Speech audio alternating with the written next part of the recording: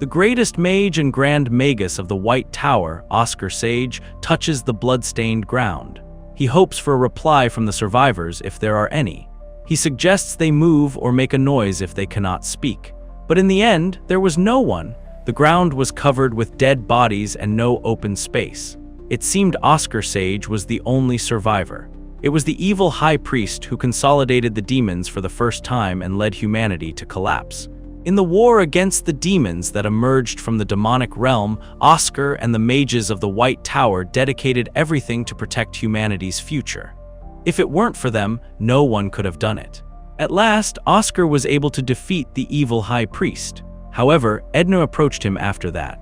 Edna Sol Laplace is the world's final dragon and observer who records history. She recorded the high priest's death time as April 28, 3:12 p.m. She told Oscar she had both good news and bad news. Oscar tells her to start with the bad news. She revealed that things had gone as they expected.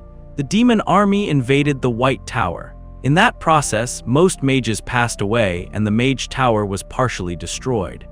As a result, the mages and research resources were almost all incinerated. Hopeless, Oscar asks about the good news. Edna reveals that the Imperial forces arrived sooner than expected, so they were able to save some of the survivors, including Oscar's disciples. Injured, Oscar coughs in pain, saying that it is a relief. Edna then questions if he regrets his choice today. Oscar immediately responds that he does not. Each person was someone he had selected and taught himself. He cannot say that he regrets his choice in front of them. Edna then questions if he has anything else to say.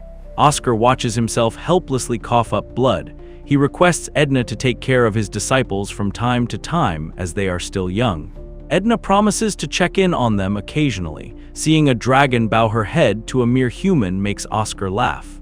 Edna says he has the right to receive it. She says they will not forget the sacrifices that the heroes of the White Tower made. Oscar says that should, of course, be the case. It would be a lie to say that Oscar had no regrets. He may have been the best mage, but he was not a good leader. But if he were given another opportunity, even if he were to be called a villain, he would live a selfish life just for his people. That is the kind of life he wants to live right now. Edna closes Oscar's eyes, recording the time as April 28, 3:47 p.m. With that, she confirms the death of the White Tower is Mage Tower Master Oscar Sage. When Oscar reopens his eyes, he finds himself in a bed. A silver-haired man was surprised by his sudden awakening. He points out that his sleeping habits are nasty, and he does not even show gratitude when he has been nursing him all this time. Oscar could not believe that he slept in a defenseless state like that, but more importantly, he should have died. However, he could hear his heart pounding loudly against his chest. Oscar becomes confused as he is certain the high priest pierced his heart. He's about to ask what is going on, but someone suddenly barges in the door. The man was furious as he remarked that he was up. The silver-haired man asks the elder to calm down, as it hasn't even been 5 minutes since he opened his eyes.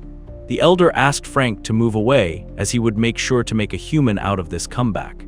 Oscar asks how he is still alive, making the other two take aback. Oscar remains calm and points out that the elder seems to be a mage of the White Tower, judging from his robe. He asks him to explain the current situation in detail. The elder becomes furious at Oscar's orders. As the elder begins to attack him, he grows alert. He uses a windshield spell to protect himself. The wind tent that is formed instantaneously blocks the hand. The wrist that faces the wind will bend like straw. Oscar thinks of the mage as a low-level scrub who did not even think of that before attacking. But Oscar was shocked to see his windshield disappear almost immediately. He stares at his hands, wondering what sort of pathetic magic it is. The elder immediately retracts his hand, praising his windshield. He comments that it seems he has not been playing around all this time. He postpones the disciplinary action about the embezzlement of research fees and asks Oscar to focus on recovering for now. Oscar wonders how long he has been asleep, considering the windshield disappeared the moment he used it. He panics about his weakened powers and can't believe this is his body. He asks Frank what day it is today. Frank reveals it is September 21st, and he has been unconscious for a day. Oscar sighs and asks Frank to call Lloyd, Gilliot, or Shasha so he can hear the exact situation from them. Frank tells him to forget the traitors and asks why he is saying the Tower Master's name so informally. Oscar becomes confused as Frank refers to those people as traitors. Frank wonders if he really lost his memories.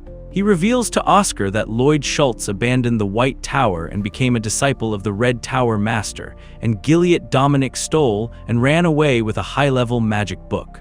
Oscar turns furious and shouts at Frank, but he becomes surprised to see no shaking in the air around Frank. This makes him realize that he was not lying. Oscar asks if Shasha is the Mage Tower Master then. Frank says he is incredible.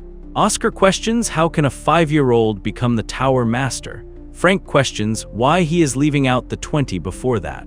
Couldn't believe that Oscar is getting so mad at a young kid. As Oscar gets up and sees his reflection, he becomes bewildered. He was facing a complete stranger. After a long while, he comes to terms with the fact that it has been 20 years since he died. The place had developed incredibly as he noticed the glowing things called streetlights as well as a car. It was all thanks to the magic engineering revolution. He smiles, thinking they would have loved to see this. Back when the world was collapsing, there were only those with eyes who had given up on everything. He begins to organize everything he has learned about the owner of the body he is in.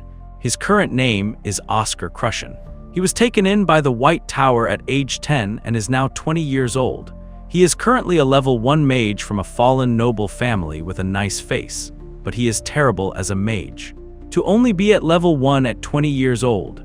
As a result, perhaps Oscar felt rushed, but he embezzled research funds to purchase an illegal elixir, and after taking it, he collapsed. It all made sense to Oscar Sage. If the procedure had succeeded, it would have increased Oscar's quantity of mana several times, but if it failed, his life could be in danger, which is why it is illegal. Frank reveals that Oscar was unconscious all day after taking that. But Oscar thinks the original body owner should have already died from a mana outburst. He suddenly notices an incredible amount of mana seeping from his body. It was way too much for a level 1 mage. And most of it was pure mana that had not been refined yet. He couldn't believe that all of this was obtained from that cheap, illegal elixir. It seems modern society is truly amazing. Suddenly, some black liquid gathers at the tip of his finger. As it drops onto the rug, it begins to boil and stain. Oscar recognizes it as poison, but wonders why it is in his body. He then smiles as he realizes what the situation is. First, that illegal elixir definitely was not a hoax. It is a proper elixir that would normally be impossible to get, even for a premium price. The problem is that Oscar Crushen did not know there was poison in it. After considering how much poison is left and the time frame in which he collapsed, Oscar Sage is sure of it. In other words, Oscar Crushen did not die from a mana outburst, but from poison. Plus, the level of the poison is too high to have been used to kill a level 1 mage. If it were not for Oscar Sage, it would have been difficult to even find traces of it. Oscar smiles. He does not know who is playing games with his soul, but consequently, he has been given the second opportunity he was thinking about before he died, a selfish life for his people. He thinks this is not a bad start. He promises to avenge Oscar Crushen as payment for lending him his body. In the outskirts of Siren, 2 men discuss the possibility of the White Tower. It is investigating the matter with Oscar Crushen and the elixir he bought. The boss reminds his subordinate, who asked them to do that, of Oscar. He points out that he was wearing the White Tower's ring. Thus, the one who made the request was a White Tower mage. They are taken aback as Oscar makes his way inside through the open window. He asks what kind of idiots would be so obvious about where they are from. The 2 men were shocked to see Oscar Crushen. Oscar had tracked down the faint scent that remained in the bottle. He did not expect there to be a lot more people involved. The boss asks how he destroyed his store. Oscar admits that it was him. He says he is quite interested in what the 2 of them thought we were talking about and suggests continuing the discussion. The boss immediately ordered his subordinate to kill Oscar. As the subordinate charges at Oscar, he remarks that he will not pull back his punches either if this is the game they want to play. Oscar uses the Wind Cutter spell to defeat the subordinate immediately. Using the spell, he beheads the subordinate smoothly, killing him immediately. It reminded Oscar of the High Priest's head. The boss immediately gets up and fires bullets at Oscar. Oscar smirks, finding the situation amusing. He uses a windshield spell to block the bullets. He mumbled how he does not detect any manner and wonders what principle is being used to produce this much power. The boss could not believe that Oscar stopped bullets. Oscar, who was still not accustomed to modern society's evolution, stares at the so-called bullets curiously. He says he will return them to him for the time being. And so he fires back the bullets towards the boss. The boss immediately collapses to the ground. Oscar assures him that his underlings will not be coming anytime soon, as all sounds coming from this room are blocked off by him. The boss could not believe that a mere level 1 mage was able to cast Silence, a level 5 magic spell. Oscar sighs and says what he used was sound wind, and he simply bound any sounds to this room so they would not go out. He then suggests that the boss comply and answer his questions. He asks who is the one who put in the request to harm them. Seeing the boys refusing to comply, he beats them with his shoe. Oscar channels wind inside his body. He knew it should feel as if there were thousands of needles piercing him from the inside. The boss eventually gives up. He reveals that the patron gave them an elixir and some cash, telling them to sell that to Oscar at a cheap price. He says rejection was not possible to begin with. Oscar asks about his appearance, to which the man reveals he had a hood over his head so they could not see his face, but he was definitely wearing a white tower ring. Oscar guesses that was probably a ruse to deceive this guy. The man further reveals that the patron had a unique scent on him, a refreshing and clear mint smell. He says that is all he knows. Oscar guesses the mint smell is something worth remembering. Oscar asked the man how he was going to deal with the aftermath of killing him. The man reveals he did not think the White Tower would conduct a real investigation, as they are currently busy with the withdrawal from the 4 main magic towers. Oscar becomes shocked and asks what he is talking about. The man asked if it isn't something he knows more about than he does. Oscar reveals he forgot it after consuming the legs. The man sighs and promises to give him the documents. He opens his drawers, takes out the documents, and hands them to Oscar. Oscar starts with the White Tower. It stated, April 28th will be designated as the day of the White Night because the High Priest died on that day. The Emperor commemorates the sacrifice of Oscar Sage by bestowing great benefits on the tower and exempting them from 30 years of tax. However, among all the magic towers, it was the White Tower that produced the worst results last year. The White Tower, lost everything 20 years ago, has not made a resurgence since. There is an important announcement coming from the imperial family at this year's White Night Festival. Experts have pointed out the absence of advanced magic as the largest problem. Oscar could not believe that the White Tower did not have advanced magic. He remembers giving documents to Edna to prevent something like that from happening. He decides to look into the matter separately. Oscar reads how it said the White Tower produces the worst business results. He asks the boss what businesses the 4 main magic towers are running right now. The man reveals that the Yellow Tower of the East controls lightning and opened up the great magic engineering era, contributing to the creation of revolutionary items such as street lamps and cars. The Blue Tower of the South contributed to the business of drinking water, agriculture, and portions. The Desert Healing Red Tower of the West joined militant ranks and assisted in missions such as monster subjugations. Oscar then asks about the White Tower. Oscar's eyes widen in utter astonishment as the man reveals that the White Tower does delivery. He quivers in astonishment. The man says that considering the post office of the White Tower and the Wind Riders who can fly, they have great advantages in delivering items quickly and safely. This was a huge reality check for Oscar Sage. The mages of the White Tower fly high in the sky and rule over it. It was seen as freedom and bravery, which is why they were compared to dragons and eagles. Oscar was irritated and asked who pushed for such a ridiculous business. The man says, from what he knows, it was the current White Tower master. Oscar was dumbfounded to know that it was one of his own brats. Oscar then asks about drinking water and the agriculture industry. He asks if portions are not the largest source of profit to a magic tower. He asked why the Blue Tower is taking that business. The man reveals that the Blue Tower is a bit different, and they practically have a monopoly over the potion market. This makes Oscar confused. 20 years ago, it was the White Tower that was the biggest figure in the potion market. But if only all those potion creation methods were not built.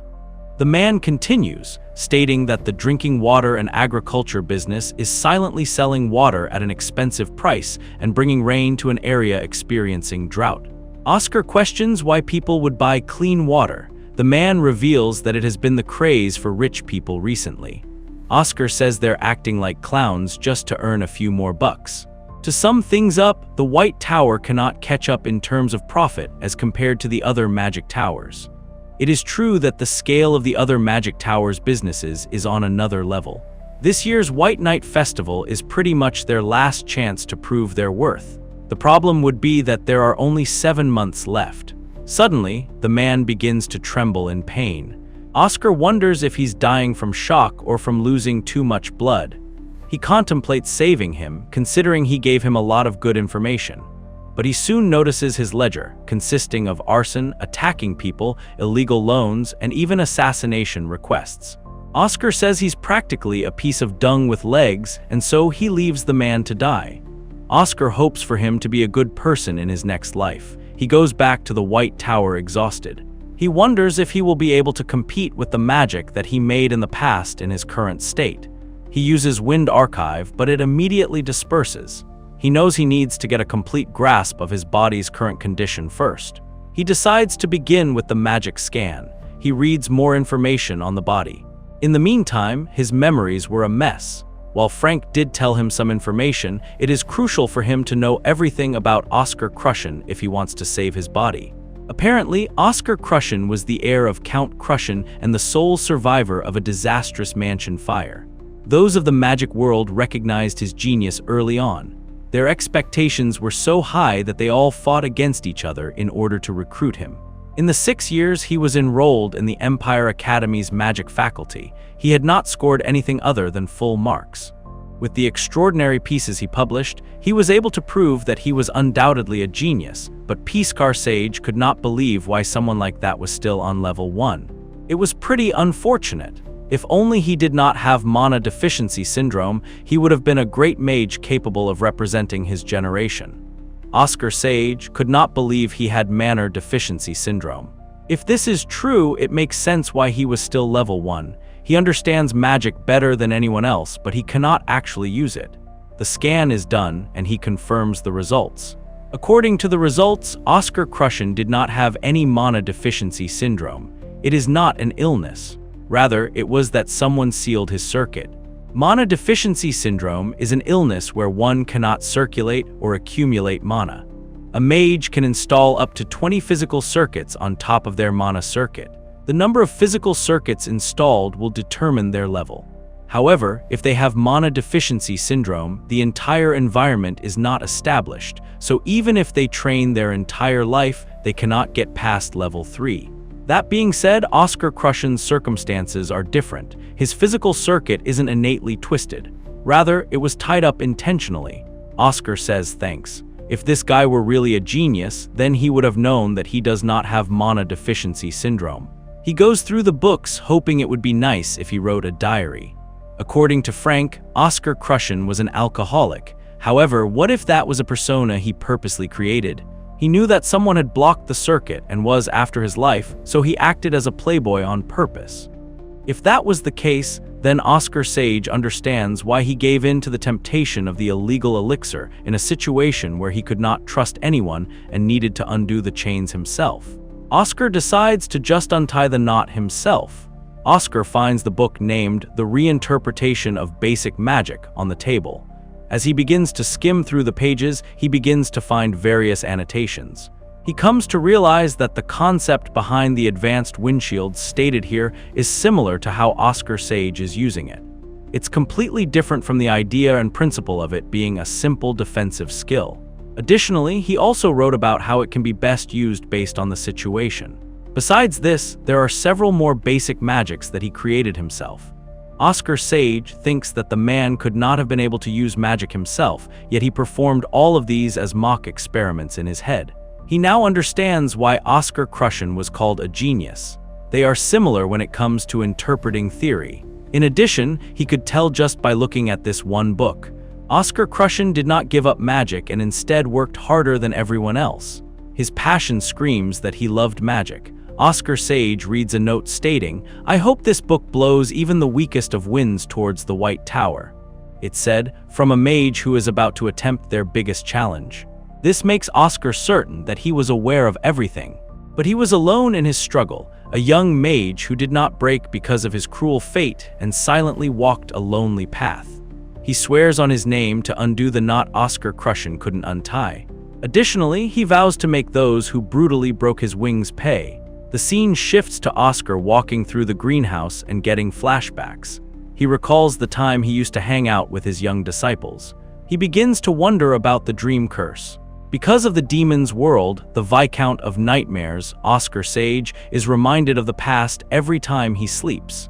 He had expected the curse to be lifted after he possessed this body. It seems like the curse is bound to the soul and not the physical body.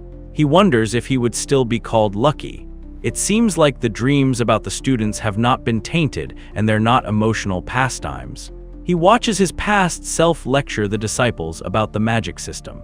One of the students speaks up about how the magic system of mages or knights is largely divided into 4 categories known as the 4 types of magic. Oscar Sage proceeded by explaining that magic may look the same physically, but it's actually categorized into enhancement, acceleration, balance, or special types.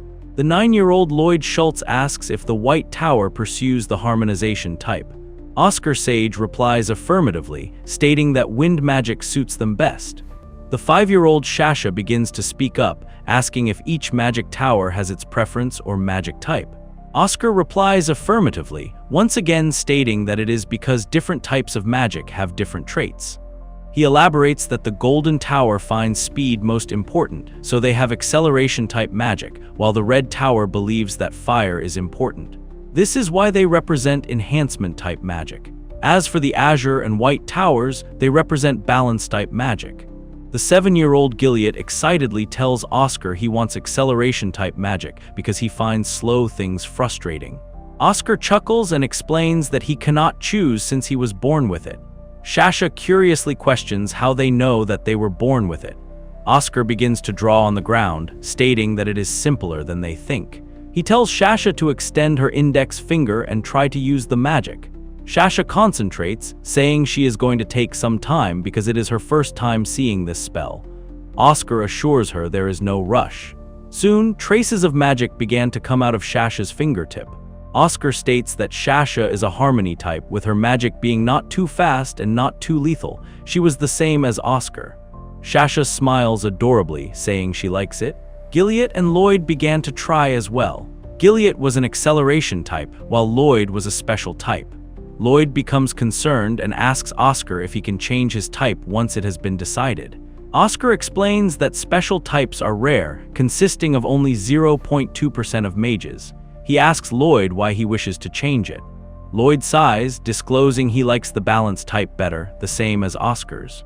Oscar smiles, wondering what he should do. He says he was going to give Lloyd the greatest number of private lessons. His words catch Lloyd's attention and he accepts his power. They closed the deal by pinky promising.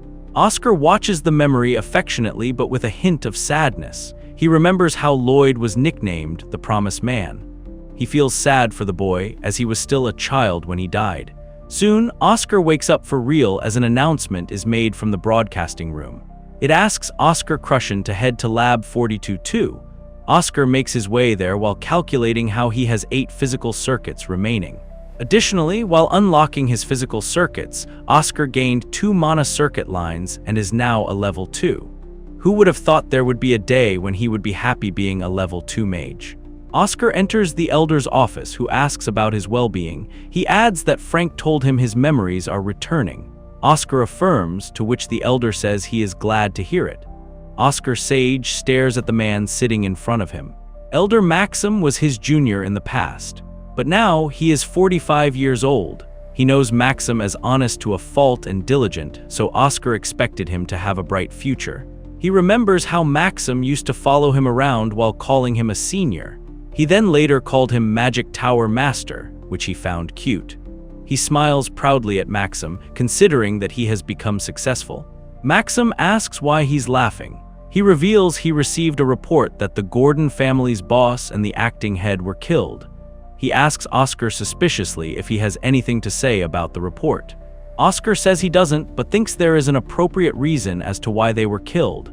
It is because they tried to assassinate him. Hearing this, Maxim becomes shocked.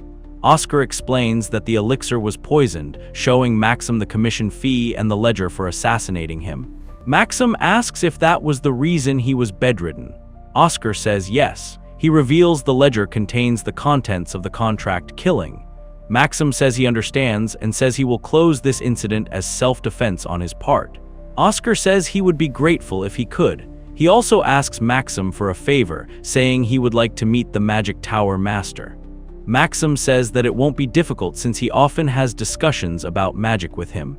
Oscar didn't know that, obviously, but Maxim adds he will only be able to meet Shasha 6 months later at the soonest.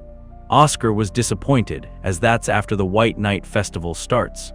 Maxim explains that Shasha is out on a business trip to take care of an important commission. Oscar is confused and asks why the Magic Tower Master is doing something so minor. He then realizes that it is because the High Mage is absent. He asks Maxim what level the Magic Tower Master is at. Maxim answers that she is a level 7 High Mage. At her age, Oscar Sage was at level 9. He couldn't believe it. With Shasha's talent, she should have at least reached level 8. Maxim then talks of how the report states that the cross-section of the corpse was immaculate. He asks Oscar if he has been practicing attack magic again. Oscar says he trains when it comes to mind. He then takes his leave. As he leaves, the Magic Tower Vice Master makes his way inside Maxim's office. The Vice Master says he came to warn him not to be so strict with Oscar. Maxim coldly says it is his duty. Maxim is certain Oscar must be studying very hard in a hidden place. Even though it is basic magic, it couldn't have been perfected that much with merely a day or two of hard work. The two then head to the Elders' meeting. Oscar makes his way to the 10th floor. He wanted to see the greenhouse, as that's where he saw himself with his disciples in his dream. Wilter, the Magic Tower's faculty member, makes his way to him, addressing him as young Sir Oscar. Wilter could tell by Oscar's confused expression that the rumors about him losing his memories were true. He reveals to Oscar that they had conversations here and there. Oscar was dumbfounded as he asked aloud how far the rumors about him losing his memories had spread. Wilter laughs at this. Oscar asks what's with the young Sir Oscar. Wilter reveals how he was also working here while the previous Magic Tower Master was here, who was the great Sir Oscar. Oscar smiles, saying that it is a great way to differentiate between them. They also ask the man if they should continue to be conversation buddies. Wilter chuckles, saying he's thankful for the offer, but that will be quite difficult. It is because he will be leaving this tower soon. Oscar sighs, asking where he is going. Wilter remarks that it has been 40 years since he started working here. Oscar questions if that is an issue. The man reveals that he has served 3 masters during his time here and his coworkers have constantly changed. Sadness was evident in the man's eyes as he revealed that he was the only one left in this department. He discloses that the reason why he held out for this long is because of what the previous master, Oscar Sage, said during his appointment ceremony. Oscar Sage had said that everyone residing in this tower is needed, so they should live with pride that they are part of the White Tower. Oscar hides his pride by coughing slightly. The man says it might sound amusing, but from that moment on, he worked while believing that he was a member of the White Tower. That assures him it is not just amusing. The man thanks him but says that he is quitting because of that. Oscar becomes confused and asks what he means. The man reveals that the White Tower is not doing very well right now, especially with the facilities. The finances are not what they were before. He says that next month he will have worked here for 40 years. Oscar questions if it is because of his long service award. All members of the White Tower, excluding the majors, will receive a long service medal and monetary reward on their 20th and 40th years of service. Those who have worked here for 40 years will receive 200,000 bells, and that amount can buy a house in most large cities.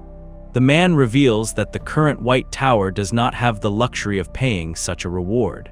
In order to pay him that much, many people will need to put their lives on the line and resolve new commissions. He becomes dejected and says he cannot accept it. Thinking about that, no matter what anyone says, this place is his second hometown. Oscar was shot as he did not know the situation was this bad. He thought the Azure Tower was doing outrageous things for money. Who is he to undermine their work? Because they have been able to earn that much money, they are currently the best in history. On the other hand, Oscar only has titles. War Hero and Mankind Savior are both honorable titles, but they are nothing since they cannot even fund the reward for those who have put their all into this tower for decades. He gets cut off from his thoughts as the man worriedly reaches out for his hands, asking why he is clenching his fists so tightly. Oscar does not pay attention to his injuries and asks the man when he is planning to leave. The man reveals that he will go 2 weeks later. He then suggests that Oscar go to the infirmary and apply medicine for it. Oscar hopes they will continue to be conversation parties, saying he does not need to leave. Oscar was determined to find a way and a method to earn lots of money, so this would never happen again. Though he made such a big promise, Oscar now has no idea how he is going to do it. What Oscar can think of at the moment are recent pictures and commissions, but he knows it would be a problem if the payment takes a while. Plus, he is just a level 2 mage right now. He needs a business that will rake in big money. He guesses potions are the only option, but as he goes through the news articles, he sees something. The scene shifts to the Elder's meeting room. The Elder in charge of finances, Fidenlina, protests that she cannot ignore embezzlement. Maxim admits that it is wrong, but the culprit is reflecting on it. This makes Fidenlina more pissed at him. She asserts that stealing is a habit that only gets worse. Maxim assures her that she does not have to worry about that. He says that there is not much to steal from the tower anyway, making the elders more serious. We continue fighting each other while the Vice Master awkwardly sips his tea. He wonders if this is really the conversation between two elders who are about to hit 100 in age. He begins to speak up, stating that, as Elder Maxim said, training in isolation would be a bit too harsh. He suggests they let the child personally pay 3 times the research fees they used. Fidenlina sighs, pointing out that they have little money and need to make a decision soon. He sits down again, saying that there are so many facilities they do not even use. If they sell the equipment from the potion production chamber, they will be able to live off that money for 3 months. Otherwise, they're really going to have to shut down. The Vice Master says he cannot permit that. He asserts that this is the magic tower, where mages come together to study magic and sheer knowledge. There is no fresh air in a closed room, so they cannot sell their future just to satisfy the hunger of today. Fidenlina coldly questions if they even have a future, stating they have already waited 20 years. Maxim tries to stop her, but she asks the wise master to accept it now. Even if there is a genius who might save their tower, they will not come to them. Before the Vice Master could respond, there was a knock on the door. Oscar Crucian makes his way in, introducing himself. He approaches the Vice Tower Master, saying that he has a suggestion for starting a business. Fidenlina shouts at him, reminding him that he was embezzling research fees just a few days ago. Oscar ignores her rants and reveals that he found an article while reading the past newspapers. The Vince estate has to go on lockdown because of a terrible flu outbreak. The Vice Tower Master says he saw that too. People are saying it might be the Cadena flu. It was really terrible considering there is currently no cure for it. In the past, the White Tower had come up with a vaccine, so there was no issue, but the recipe for the vaccine was lost 20 years ago. Oscar agrees, saying that even the Azure Tower, which is dominating the portion market, has yet to replicate it. He says that is why he wanted to start with it. He reveals that he wants to sell vaccines for the flu. Shocking everyone else in the room, he reveals that it is something the White Tower had a monopoly over in the past, and he intends to revive it. Fidenlina sighs, in disappointment, saying it is not even worth listening to him. She explains that the magic towers and all the pharmaceutical companies invested a ton of money and labor in the last 20 years. She then glares at Oscar in disguise, asking if a 20-year-old kid like him can really make it.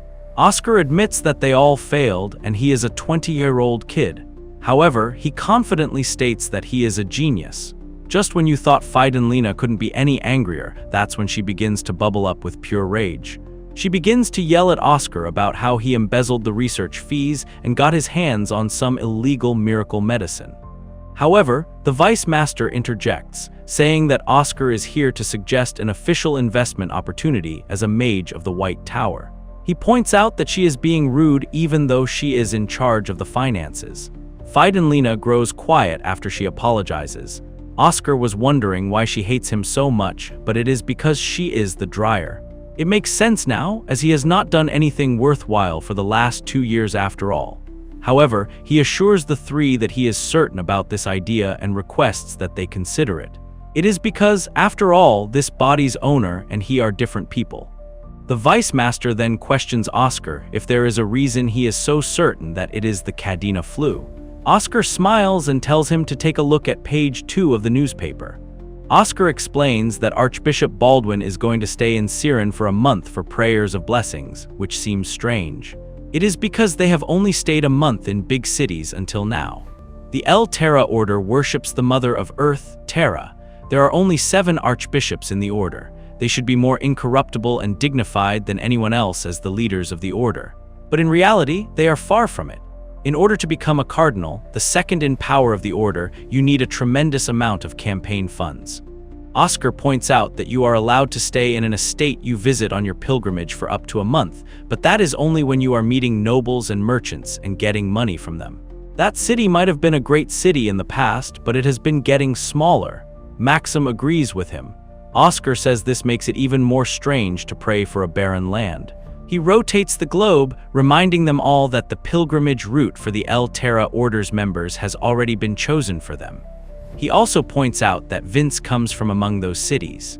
Oscar reveals that the Archbishop stayed in Knox for a month before coming to Siren.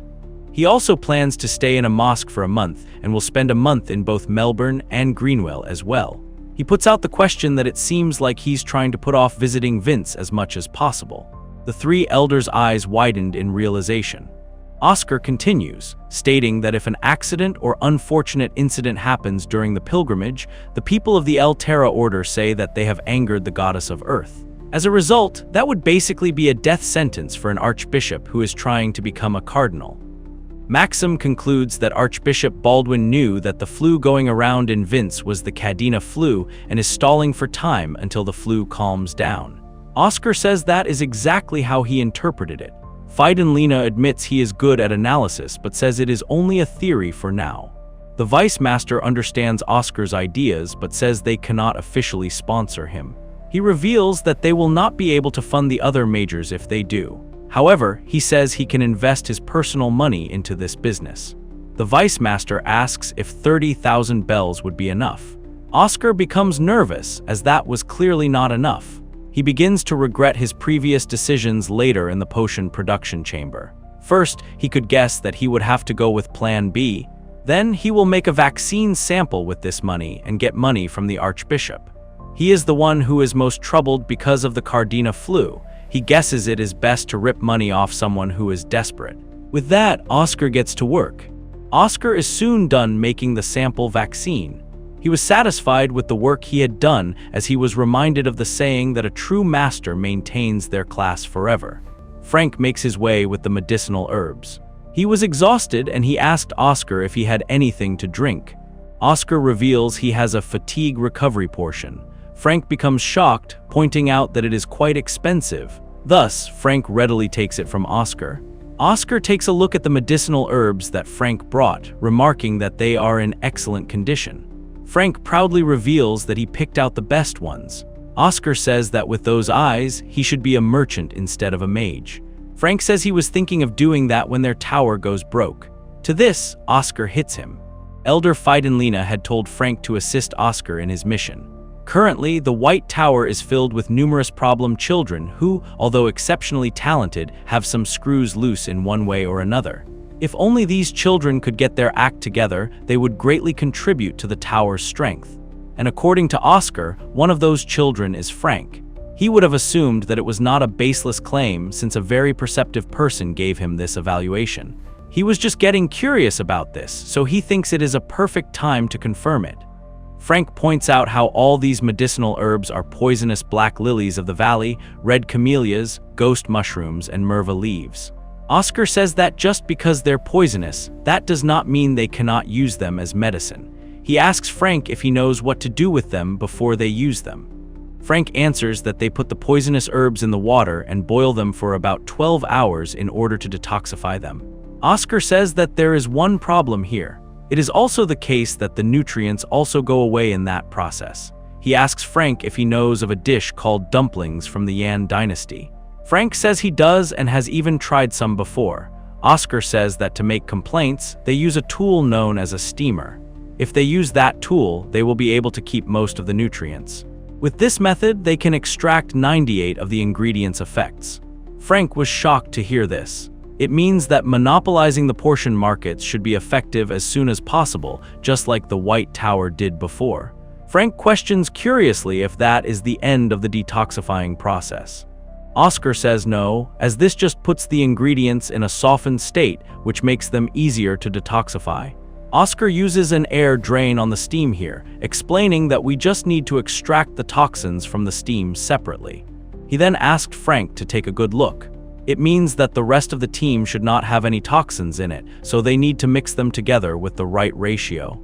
Soon enough, the remedy for the Cadena flu was created. Frank remains dumbfounded as Oscar asks him to try doing it as well.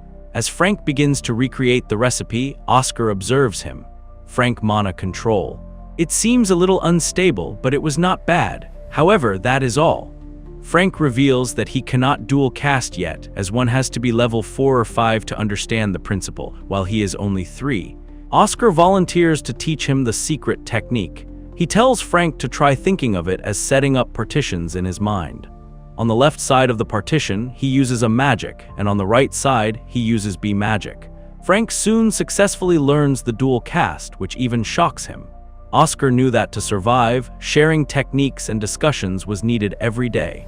The White Tower now needs interactive teaching and the exchange of knowledge to survive. He was glad to see that. Oscar did a good job. A few hours later, they had created 514 bottles in total. Maxim barges into the room. He reveals a notice of how the Azure Tower's pharmaceutical company, New Tech, confirmed Siren's visit. His presumed purpose is a meeting with the Archbishop. Oscar realizes they have not just been stalling for time without a plan. Maxim and Frank say that if they got the contract first, then the remedy would be rendered useless. Maxim tells Frank to cheer up, as sometimes there are just moments in life where they are unlucky. However, Oscar tells them that it is not over yet. If he remembers correctly, the flu is classified as a B-rank disaster. In that case, there is one thing that they could try. He confirms with Maxim if his flight speed is faster than most wagons. On the other hand, in a certain lodging in Siren, the Archbishop meets with Azure Tower's mages, Moira and Neil. They revealed to the Archbishop that they just have to go through clinical trials for the remedy for Cadena flu. And with successful results, they should be able to get permission from the Empire's Food and Drug Administration. However, Moira says that the clinical trials do not end in a day or two. They promise to finish it within half a year, but this angers the Archbishop. He says he has to leave for Vince in 4 months. They get interrupted as his subordinate reveals that another mage has come to visit him. It was none other than Oscar Crushen. He reveals that he is here to make a good offer to them. Upon inquiry, Oscar reveals he is here regarding the sale of the Cadena flu here. His words catch the attention of the other 3. The Archbishop says it is perfect timing, as these two are here for the same thing. He sighs. Revealing that the Azure Tower Majors have not fully prepared the cure yet, Oscar says it is relieving to hear. He reveals that the White Tower is ready to negotiate right now if needed. But Moira clears at Oscar, saying that it is a lie, as those of the White Tower have needed neither the money nor the technology to develop a cure. But the Archbishop turns to Oscar and asks if he really has the cure. Oscar says, who would dare to lie to an Archbishop of the El Terra Order? It shows the Archbishop a sample of the cure.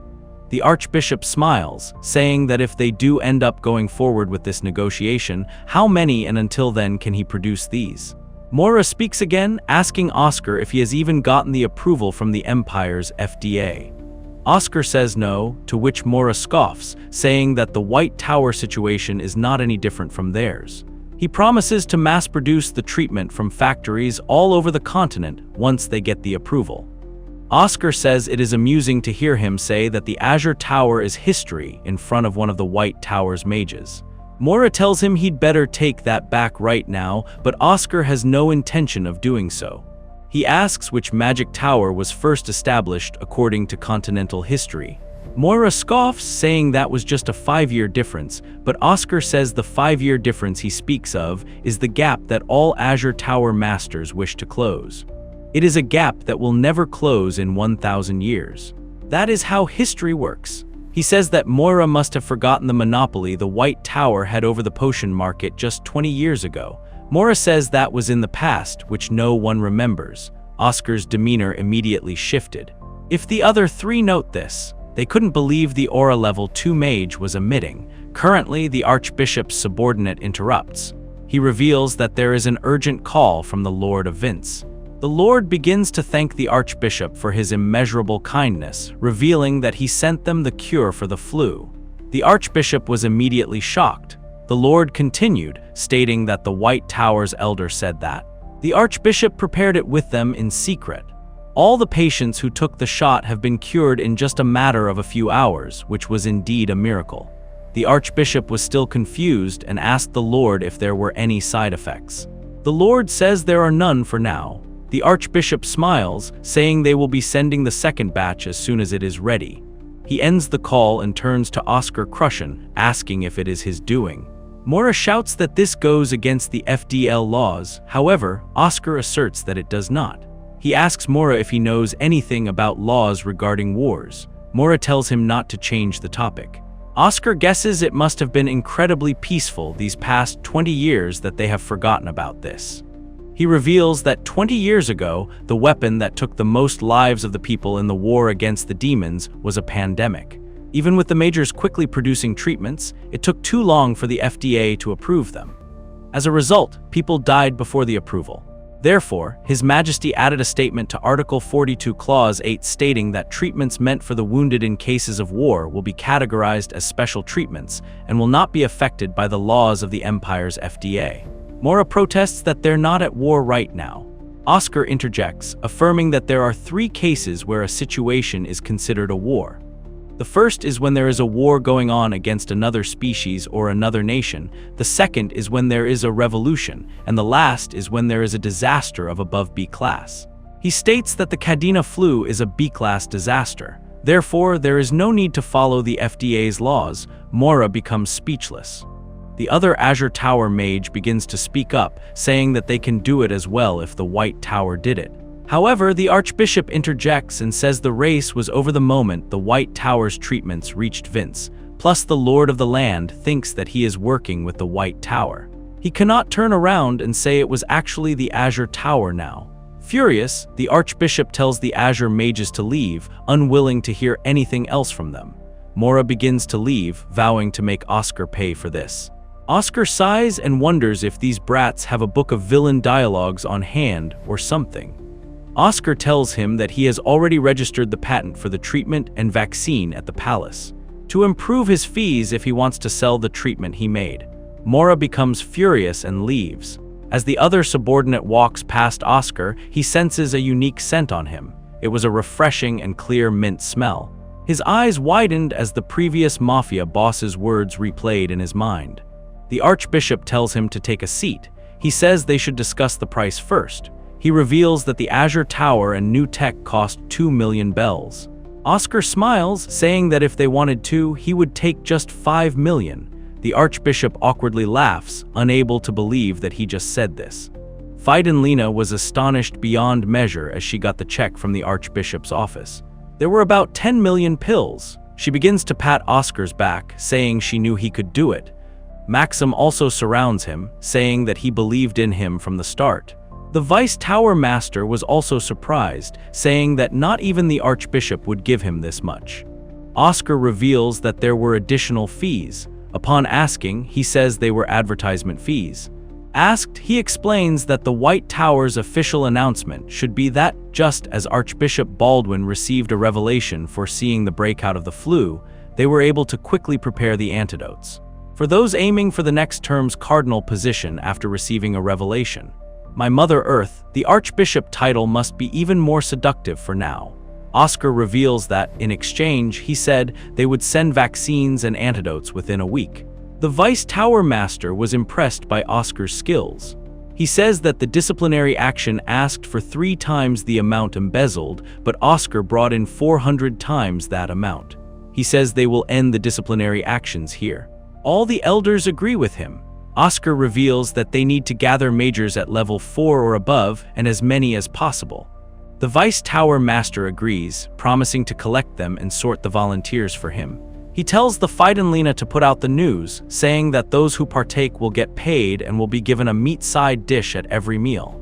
Soon enough, news spreads in the potion production lab. The mages were excited to eat meat, and so they had all gathered in the lab.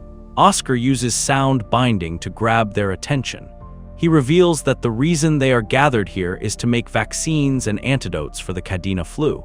But the mages considered him weak and couldn't believe that he was the one who gathered them. Oscar asks Frank if they do not like him. Frank suggests he think about everything he has done up until now. His personality is annoying and arrogant. He wasted the Magic Tower's resources but did not do any research, and all he did was drink alcohol. Oscar had no choice but to admit that he was right. One of the majors asks Oscar how they would make the medicine if the White Tower's production methods were all lost. Oscar reveals that he recovered from the shock, and the others. The mage asks if the effects of the antidote have been proven. Oscar replies affirmatively, saying that the contract with the Order has been made as well.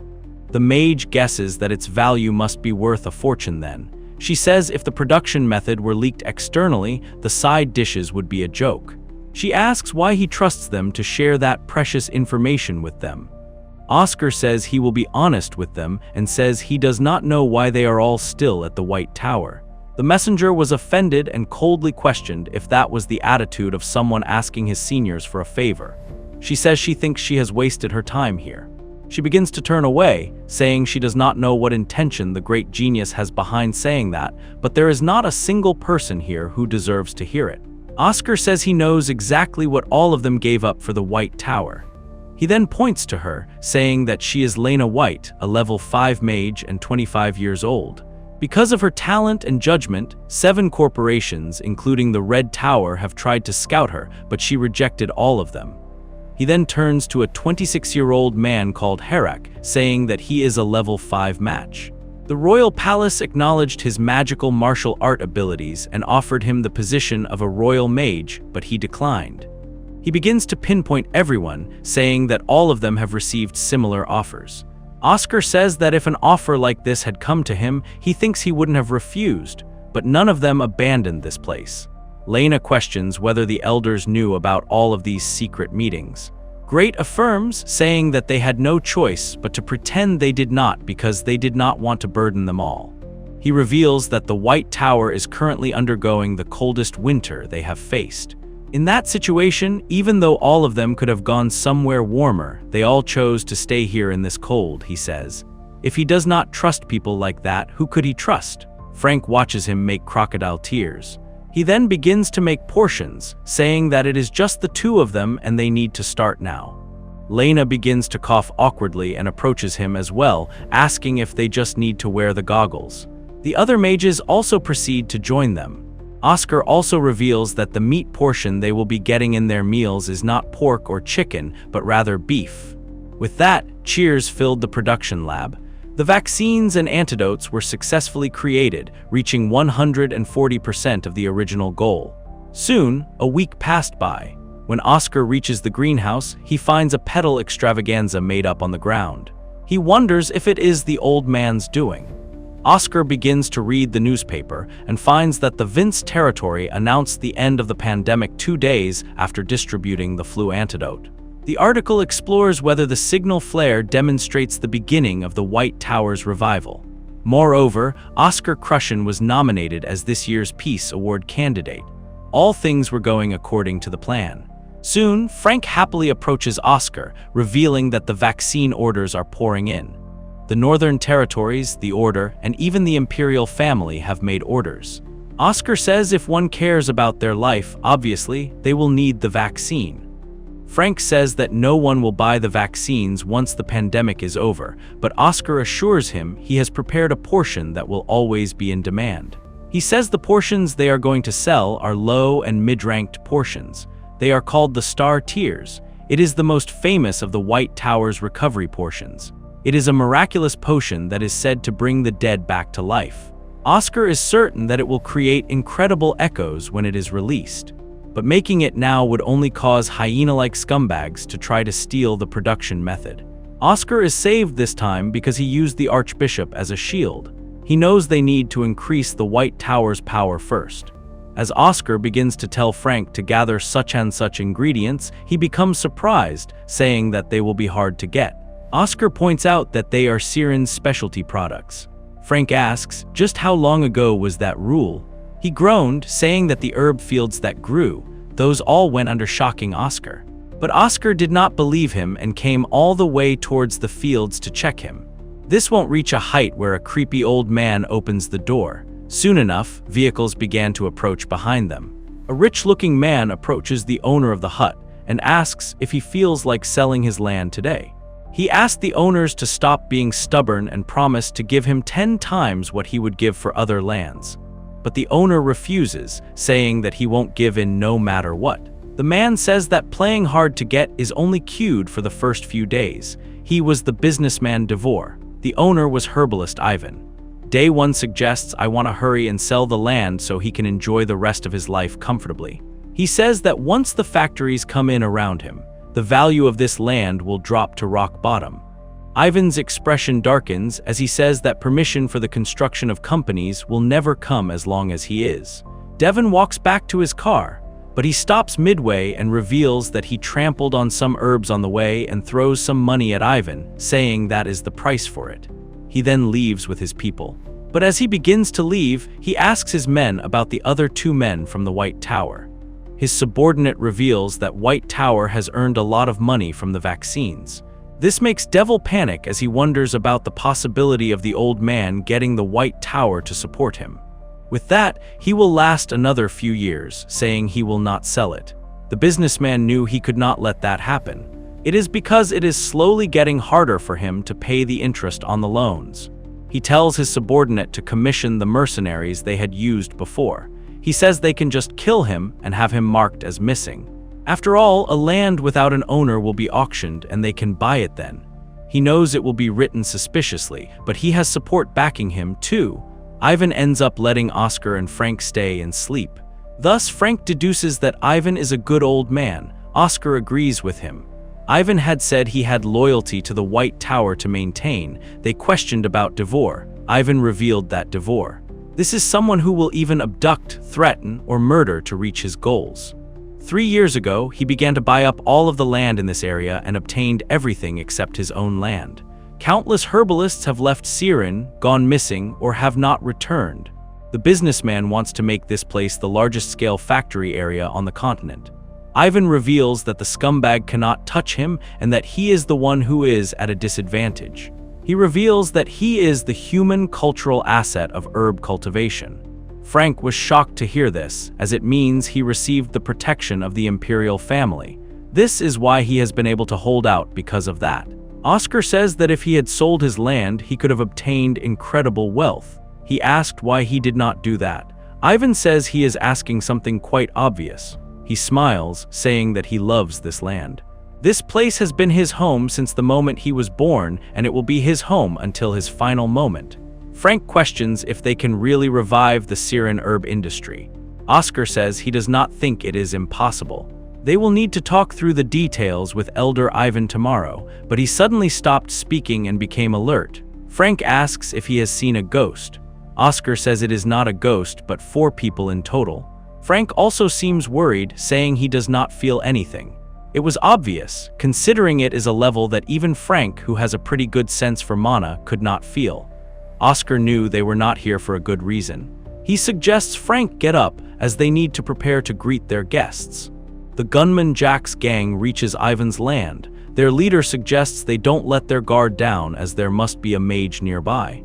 Before an assassin could attack Ivan, Oscar used a wind bullet to kill the man. Turns out, he was the one pretending to be asleep on the bed. Young Oscar Crushen wrote the Wind Bullet as one of the spells in his book, Interpretation of Basic Magic. It is an attack spell that reinterprets the principles of a gun through the White Tower's wind magic. However, Sage did not expect the killing power to be this great. 2 assassins were left. The leader questions what he did to Max. Oscar says he is sleeping inside eternally. The leader tells him to just tell them the location of the herbalist, and they will not have any bad feelings about Max's death. Oscar suggests they just have those bad feelings. The leader then suggests that his subordinate kill Oscar. However, Oscar was just getting started. Oscar eventually ends up killing the man. Soon, the leader steps up with his mana-induced gun. He suggests Oscar join him, but upon refusal, he suggests there is no room for more conversation now. The scene shifts to Oscar in hiding after escaping the gun baptism. He feels pathetic for being in this state, considering he was the previous Magic Tower master. Since his wind bullets are slower than those bullets, an all-out battle would be disadvantageous for him. Plus, he has half his mana left, and he cannot keep escaping forever.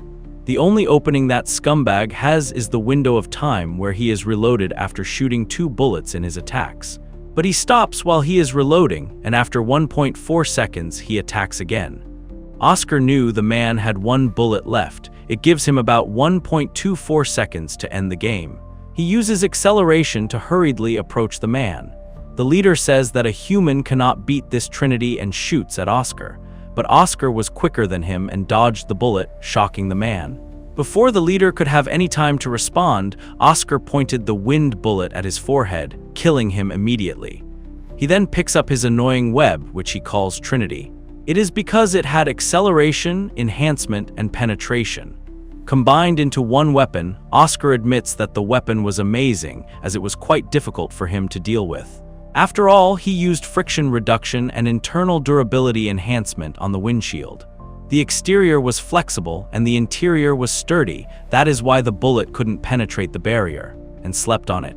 If that did not work or Skid knew, he would have been on the floor instead. When he returns to the White Tower, Oscar decides to research how to use magic to respond to modern weapons.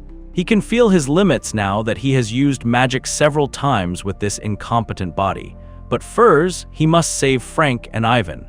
There were 4 people he sensed in the beginning. And since he has dealt with 3 of them, he has to catch up with the 4th one. On the other hand, Ivan and Frank were in trouble as they faced the mercenary. Frank suggests Ivan go ahead, and he will catch up soon after dealing with the situation. He begins to fight the mercenary. The man thinks he has won after he stabs Frank in the heart. He feels something is wrong, considering that the feeling of a sword piercing a heart should not be disliked. But before he can process what happened, Frank ends up killing the man instead. He apologizes, revealing that he has a bit of a unique constitution.